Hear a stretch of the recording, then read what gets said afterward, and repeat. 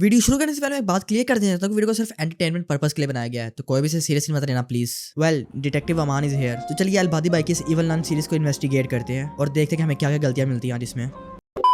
अच्छा, जब ये व्लॉग स्टार्ट होता है तो रोहित कहता है कि मैं साउंड डिटेक्शन डिवाइस लेके आया हूँ, इसमें जो सुपर नेचुरल साउंड्स होती हैं वो डिटेक्ट होती हैं। तो अलबादी कहता है कि हाँ, इसमें जो थोड़ी सी साउंड है वो भी डिटेक्ट हो रही है, इससे तो हम इवल नन की प्रेजेंस भी फील कर सकते हैं वहाँ पे। इसके बाद अलबादी कहता है कि ये थोड़ी सी आवाज को इतना जल्दी डिटेक्ट कर लेती है। भाई पूछना यहाँ पे सिर्फ ये था कि अगर ये नॉर्मल आवाजों को भी डिटेक्ट कर रही है तो वो जो आपका सुपर नेचुरल साउंड को डिटेक्ट करने वाला कॉन्सेप्ट था वो तो यहाँ पे फेल हो गया, उसका तो कोई लॉजिक ही नहीं बन रहा। भाई ये जो लाइट्स है ना, ये हर साउंड को डिटेक्ट करती हैं, तो ये जो आपकी सुपर नेचुरल साउंड को डिटेक्ट करने वाली थ्योरी है ना, ये कंप्लीटली फेल है और ऐसा कुछ भी नहीं होता, क्योंकि ये लाइट्स नॉर्मल साउंड को डिटेक्ट कर रही हैं। आप कुछ भी मूवमेंट करेंगे उसको डिटेक्ट करेगी और लाइट्स ब्लिंक करेंगी।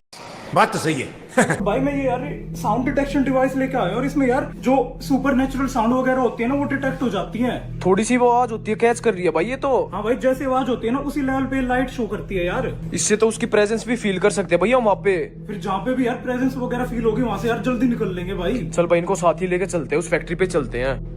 ये देखो भाई, थोड़ी सी आवाज को इतनी जल्दी कैच कर लेती है भाई। अच्छा, ये जो लाइट्स हैं जो रोहित शो करवाता है, ये कह के ये सुपर नेचुरल साउंड को डिटेक्ट करती हैं, एक्चुअली में ये म्यूजिक लाइट साउंड डिटेक्टर्स हैं जो कि म्यूजिक के साउंड को डिटेक्ट करने के लिए बनाए गए थे। और अगर ये चीज आप गूगल पे जाके सर्च करोगे तो आपको पता लग जाएगा, लेकिन नहीं, बस अपनी ऑडियंस का काटना है और वो ये लोग काट रहे हैं अच्छी तरह से। भाई आजकल के जमाने में कोई बच्चा तो है नहीं कि जिसको इस चीज का पता ना हो, लेकिन एक्चुअली इनको ये बात पता है, लेकिन इनको देखने में तो सारे छोटे बच्चे ही हैं, तो क्या ही फर्क पड़ता है। अच्छा, इसी में ये लोग कहते हैं कि मोहित एक लॉक लगे हुए डोर की बात कर रहा था, लेकिन भाई सोचने वाली बात तो ये है कि ये बिल्डिंग अंडर कंस्ट्रक्शन है, तो यहाँ पे किसी भी रूम का डोर कैसे लगा हो सकता है। और वही बात हुई, किसी भी रूम का डोर नहीं लगा हुआ था, तो इन्होंने लकड़ियां जोड़ के उधर सेटअप बना लिया कि भाई मोहित इसी की बात कर रहा था, मोहित को रात के अंधेरे में यही दिखा होगा। भाई सोचने वाली बात है ना कि रात का अंधेरा था तो मोहित को एक दरवाजा दिखा और दरवाजे के ऊपर लॉक भी दिख गया। वाह यार क्या सीन है। अच्छा, इसी में अलबादी कहते हैं कि बिशप का गाड़ी यही था और सारा मलबे में दफन हो गया है। भाई ये कौन सा मलबा है यार, ये कौन सा मलबा है और ये कौन सा सामान है यार जो जाके फर्स्ट फ्लोर पे दफन हो रहा है। भाई मैंने अपनी पूरी जिंदगी में इतनी इलॉजिकल बात नहीं देखी कि कोई चीज दफन हो रही है वो भी जाके फर्स्ट फ्लोर पे। वाह यार क्या सीन है यार, क्या सीन है। अब ग्राउंड फ्लोर को छोड़ के ऊपर वाले फ्लोर पे भी जाके चीजें दफन होने लग गई हैं। वाह। और अभी ये तो कुछ भी नहीं है, अभी आगे इतनी बड़ी बड़ी मिस्टेक्स हैं कि जिनमें लॉजिक नाम भी कोई चीज ही नहीं है, लेकिन कोई नहीं, आप मेरे साथ बने रहिए, मिलकर इन्वेस्टिगेट करेंगे सब कुछ। अच्छा, इसमें अलबादी कहता है कि यहाँ पे कैमरा वगैरह कुछ भी नहीं लगे हुए, तो यहाँ पे दीवार कूद के जाना पड़ेगा। नहीं, कोई सेंस है इस बात की कि कैमरा नहीं लगे हुए तो दीवार कूद के जाना पड़ेगा। इवन ये लोग इतना भी ट्राई नहीं करते कि दरवाजा खोल के देख लें, शायद खुला ही हो, लेकिन उसके बिल्कुल अगले सीन में जब वनीत कहता है कि ड्रोन फंस गया हमारा अंदर जाके, तो ये वनीत सीधा दरवाजा खोल के अंदर ही घुस जाता है और तब दीवार फलांगना कुछ याद नहीं रहता। पहले ये दीवार कूद के जाने की बातें कर रहे थे, लेकिन अब अचानक से दरवाजा खुद ब खुद ही खुल जाता है और ये लोग दरवाजे से अंदर जा रहे होते हैं। वाह यार वाह क्या सीन है।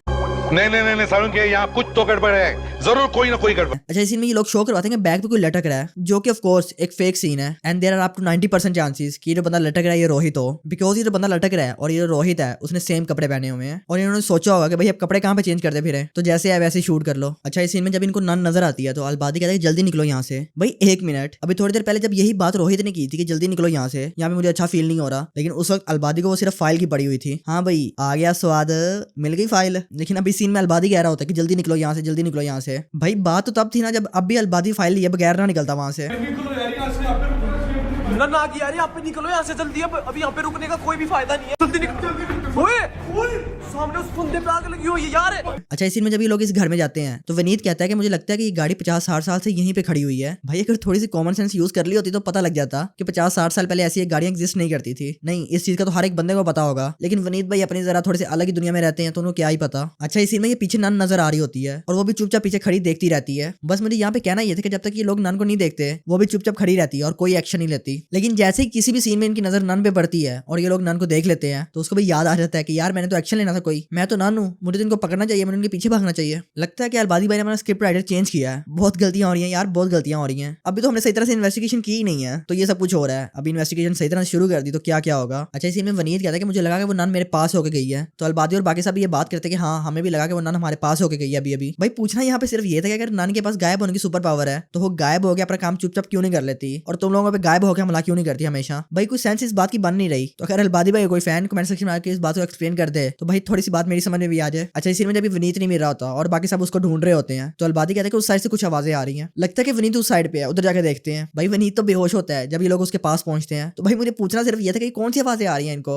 और ये कौन है जो आवाजें निकाल निकाल के बता रहे हैं कि वनीत यहाँ पे है, वनीत यहाँ पे है। क्या ही लॉजिक है यार, क्या ही लॉजिक है इनका। अच्छा, इसी में अलबादी कहता है कि अपनी गाड़ी लेके आ चुके हैं चर्च के सामने, लेकिन यहाँ पे गाड़ियां अलाउड ही नहीं है। तो भाई अगर गाड़ियां यहाँ पे अलाउड ही नहीं है तो ये जो बाकी सब गाड़ियां आगे पीछे भाग रही हैं, ये यहाँ पे क्या कर रही हैं फिर? भाई कुछ बोलने से पहले थोड़ा सा तो ख्याल कर लिया करो यार, थोड़ा सा ख्याल कर लिया करो। अच्छा इसी में जब ये लोग चर्च के अंदर जा रहे होते हैं तो वनीत कहता है कि मेरी हिम्मत नहीं हो रही, तुम लोग चले जाओ। तो रोहित कहता है कि हाँ इसको यहीं पे छोड़ देते हैं, अगर वो गाड़ी टो करने वाला आया तो ये हमें कॉल करके बता देगा। भाई पूछना सिर्फ ये था कि वनीत को गाड़ी ड्राइव करनी नहीं आती क्या? भाई अगर वो गाड़ी टो करने वाला आया तो वनीत खुद भी तो गाड़ी आगे पीछे कर सकता है, तुम लोगों को कॉल करके स्पेशली बताने की क्या जरूरत है यार? लेकिन बस इनकी फिल्में सुन लो यार, इनकी फिल्में सुन लो। अच्छा ये जो आशीष होता है आज से पहले इनके साथ कभी भी नहीं गया, लेकिन आज अचानक से तैयार हो गया है। नहीं भाई नहीं, मुझे इसके साथ जाने से कोई मसला नहीं है, लेकिन मैं बस इतना कहना चाह रहा हूँ कि इतना सब ड्रामा क्रिएट करने की क्या जरूरत थी यार? उस बेचारे ने होली की शॉपिंग करने जाना था तो भाई वैसे ही बता देते कि होली की शॉपिंग करने के लिए इसको साथ लेके जा रहे हैं, लेकिन नहीं, कुछ और ही ड्रामा क्रिएट करना है इन्होंने। इनको पता है ना कि कोई भी सवाल तो करता नहीं हमसे, तो ऐसा वैसा कोई मसला नहीं है, लेकिन इनको क्या ही पता इनका पूरा का पूरा व्लॉग इन्वेस्टिगेट हो रहा है, तो यकीनन जो क्राइम इन्होंने किए हुए हैं तो अब उनका भी तो राजफाश होगा। अच्छा इस सीन में अलबादी कहता है कि क्या हुआ, लाइट नहीं जल रही क्या? तो वनीत ऊपर लाइट लेने के लिए जाता है और उसके पीछे पीछे अलबादी भी ऊपर जाता है और पूछता है कितना टाइम क्यों लग रहा है? तो वनीत कहता है कि भाई लाइट मिल ही नहीं रही थी, पता नहीं कहाँ पे रखी हुई थी। भाई थोड़ी सी कॉमन सेंस यूज कर लेते और रूम की लाइट ऑन करके देख लेते कि लाइट कहाँ पे रखी हुई है, लेकिन नहीं, आवाम को पागल बनाना है वो हम बनाएंगे, ऑडियंस में तो छोटे छोटे बच्चे ही हैं, क्या ही कह लेंगे। अच्छा इस में अलबादी कहते हैं कि रात को सानू ने नन देखी थी, इस वजह से बुखार हो गया था। तो रोहित कहता है कि हाँ रात में वो कितना डर गई थी, कितना रो रही थी। भाई वैसे ऐसा मुझे तो कोई सीन याद नहीं जिसमें सानू रो रही हो नन को देखने के बाद, लगता है कि मैंने वो सीन मिस कर दिया है। नहीं क्या मतलब, ऐसा कोई सीन एग्जिस्ट ही नहीं करता? वाह यार वाह, मान गया यार, मान गया, इनकी स्टोरी को मान गया। अच्छा इसी में रोहित वनीत से पूछते हैं कि भाई ये बुक क्यों रखी हुई है अब तक यहाँ पे? तो वनीत कहता है कि ये बुक तो उसी दिन से रखी हुई है यहाँ पे। भाई जहाँ तक मुझे याद है तुम लोग इस बुक को स्पेशली उस दिन उठा के ले गए थे अपने साथ फादर को देने के लिए, लेकिन अब ये बुक दोबारा से वापस वहीं पे आ गई है। नहीं कोई सेंस बन रही है इस बात की? भाई थोड़ा सा तो लॉजिक का यूज कर लेते यार, थोड़ा सा लॉजिक का यूज कर लेते। अंदर से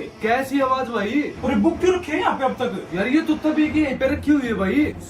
यार मैं तो शूज लेने आया था भाई। टेस्ट कर लिया, अगर तबियत खराब है तो। यार साथ ही चलूंगा भाई, उनसे कुछ सोल्यूशन तो कुछ ना कि ऐसा अटैक कर दिया था भाई, कुछ तो बताएंगे यार। और ये फालतू में भाई ये बुक खोलने की मना की थी, तो क्या क्या चीज पढ़ रहा है ये? एक काम कर, इसको भी गाड़ी में रख ले, फादर को दे देंगे इसको भी।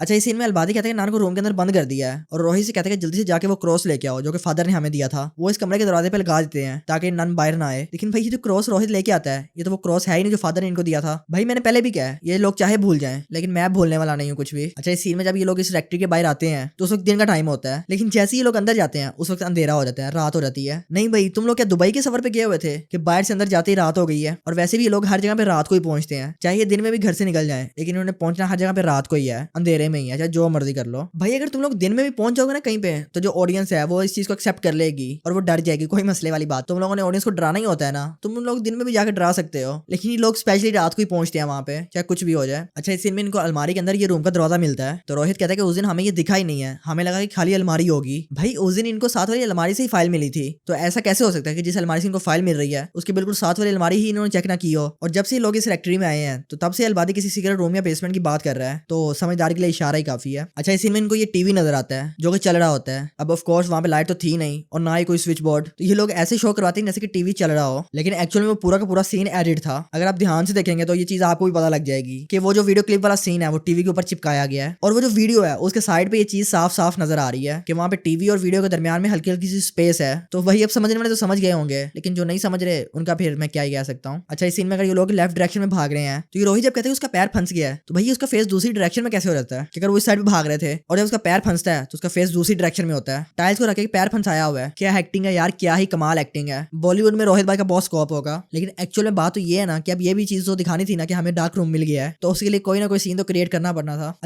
नहीं सारुण के यहाँ कुछ तो गड़बड़ है, जरूर कोई ना कोई गड़बड़। इस में अलबादी कहते हैं कि भाई कोई रस्सी लेके आओ ताकि मैं नीचे जा सकूं। भाई वैसे अगर देखा रहे तो ये ऊंचाई इतनी भी ज्यादा नहीं थी कि आप रस्सी के बगैर नीचे जा ही ना सकते, लेकिन बस अब ऑडियंस को भी तो दिखाना था कि अलबादी भाई खतरों के खिलाड़ी है। और हाइट वाली बात इस चीज भी प्रूव होती है कि जब अलबादी ने वनीत को उठा के रोहित को पकड़ाया था तो उस वक्त रोहित का हाथ इतनी आसानी से वनीत तक ना पहुंचता। अच्छा पहले जब इस सीन में ये नीचे लाइट मारते हैं तो इस सीन में कोई वनीत नजर नहीं आ रहा होता इनको, लेकिन अगले सीन में जैसे ही नीचे लाइट मारते हैं तो अब साफ साफ वनीत उधर बैठा हुआ नजर आ रहा है। क्या सीन है यार, क्या ही सीन है, क्या ही लॉजिक है यार इनके। मान गए भाई, मान गए हैं। और फिर सबसे मजे की बात कि जैसे वनीत को बाहर निकाल के उसके मुंह के ऊपर पानी मारते हैं तो वो उठ के भागने लग पड़ता है। भाई अगर यही पानी नीचे होते हुए उसके मुंह पे मार दिया जाता तो वो खुद उठ के ऊपर जा सकता था, लेकिन नहीं, अलबादी भाई को तो अपने आप को खतरों का खिलाड़ी दिखाना है कि उन्होंने नीचे जाकर वनीत को अपने कंधों पे उठा के बाहर निकाला है। कसम से इस वक्त अलबादी भाई को सल्यूट करने में दिल कर रहा है मेरा। अलबादी भाई वाकई में खतरों के खिलाड़ी हैं यार, मान गए हैं। तो चलिए दोस्तों बस आज के लिए इतना ही। अगर वीडियो थोड़ी सी पसंद आई तो वीडियो को लाइक और शेयर जरूर करिएगा। फिर मिलते हैं एक नई वीडियो में बहुत सी नई मिस्टेक्स के साथ, तब तक के लिए ख्याल रखिएगा अपना, बाय बाय।